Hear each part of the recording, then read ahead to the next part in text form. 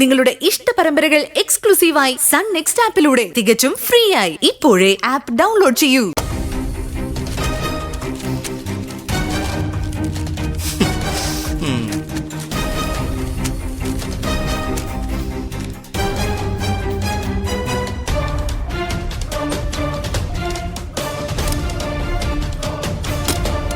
ഇതിന് ഇത്രയൊക്കെ പരാതികൾ ഉണ്ടാകുന്ന ഞാൻ പ്രതീക്ഷിച്ചില്ല. ഇത്തരം പരാതിപ്പെട്ടികൾ വെക്കുന്ന തന്നെ പരസ്യമായി പരാതി പറയാൻ പേടിക്കുന്നവർക്ക് ഒരവസരം ഒരുക്കാനാ. അസ്വസ്ഥരായ ജനങ്ങൾ ഇതിലേക്ക് പരാതി എഴുതിയിടും. പലപ്പോഴും അത് നമ്മളെപ്പോലുള്ളവർക്ക് ചൂണ്ടുപലകാവുകയും ചെയ്യും.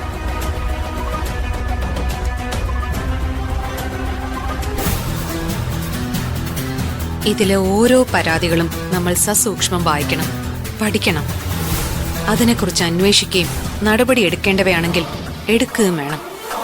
അതാ നമ്മൾ ചെയ്യാൻ പോകുന്നത്. ഇതിലും പരാതികളൊന്നും കാണില്ല മേഡം. ഇത് ശരചന്ദ്രൻ സാർ വെച്ച പെട്ടിയാ. മിക്കവാറും ഇതിൽ കാണുന്നത് മുഴുവൻ ശരചന്ദ്രൻ സാറുള്ള പ്രേമലേഖനങ്ങളായിരിക്കും. ഇതെല്ലാം എടുത്തോണ്ട് വന്ന നമുക്കെല്ലാവർക്കും കൂടി വട്ടത്തിലിരുന്ന് വായിച്ച് രസിക്കാം.